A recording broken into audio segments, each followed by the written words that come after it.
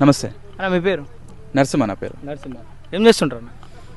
వ్యవసాయం చేస్తుంటాం. వ్యవసాయం. ఇప్పుడు ఏదైతే రేవంత్ రెడ్డి ప్రభుత్వం వచ్చిన తర్వాత వ్యవసాయంలో ఏమైనా మార్పులు జరిగినాయి అంటే ఏం చెప్తారు?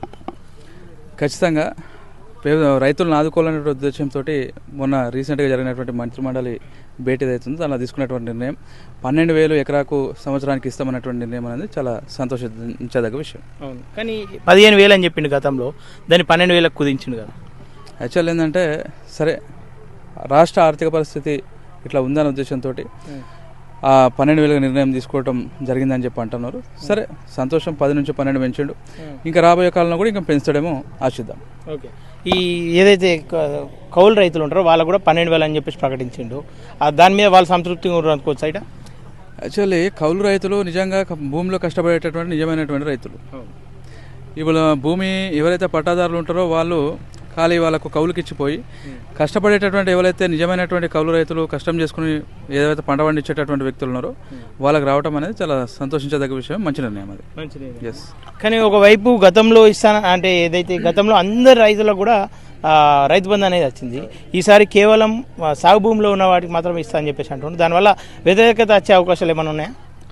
యాక్చువల్ ఏంటంటే రైతు భరోసా అనేది నిజమైనటువంటి రైతు ఎవరైతే ఉన్నారో పేరులోనే రైతు అనేటువంటి మాట ఉన్నది వాస్తవం. ఇంతకుముందు ఉన్నట్టు ఏదో వెంచర్లకో లేకపోతే రాళ్లకో అటువంటి పరిస్థితులలో ఇలా ఇచ్చినటువంటి ఏదైతే డబ్బులు ఉన్నాయో అవి నిజంగా మన లక్ష్యానికి అవి విరుద్ధంగా ఉన్నాయి. నిజమైనటువంటి రైతులకు నిజంగా ఈ రైతు భరోసా కింద ఇవ్వడం అనేది చాలా సంతోషించదగ్గ విషయమే. మిగతా వాటికి తీసేయడం మంచి నిర్ణయం అది. కానీ వ్యతిరేకత వచ్చే అవకాశం ఉంటుంది కదా వాళ్ళ నుండి. వాళ్ళు ఒకవేళ రైతులైతే వ్యతిరేకత వచ్చే అవకాశం ఉంటుంది. రియల్టర్లు, రియల్ ఎస్టేట్లు వాళ్ళకి ఎందుకు వస్తుంది? రాదు కదా. ఎస్. ఓకే, ఇప్పుడు ఫైనల్గా రేవంత్ రెడ్డి ప్రభుత్వం ఈ 1 year కాలం దాటిపోతా ఉంది కదా, ఏమనిపిస్తూ ఉంది? దాని మీద మీ అభిప్రాయం ఏంటి? 1 year నుంచి మార్పులు కోరుకుంటా ఉన్నారా, లేదంటే ఇంకా ఇట్లా చేస్తే బాగుంటుండే అని రైతులకు అనిపిస్తూ ఉంటుంది కదా? మాకు లోకల్లో కొంతమంది సబ్సిడీ కోరుకుంటా ఉన్నారు, అట్లా ఏదన్నా మీరు అభిప్రాయపడుతున్నారు? గవర్నమెంట్ అనేది వచ్చి దాదాపు 1 year కావస్తూ ఉన్నది. సరే మనకు ఉన్నటువంటి ఆర్థిక పరిస్థితులను అనుసరించి 3-4 పథకాలను మనం కంటిన్యూ చేస్తున్నాం. ఏదైతే మేనిఫెస్టోలో పెట్టినరో దాంట్లో భాగంగానే ఇలా రైతు భరోసా మీద కూడా ఒక నిర్ణయం జరిగింది, రేషన్ కార్డుల మీద నిర్ణయం జరిగింది.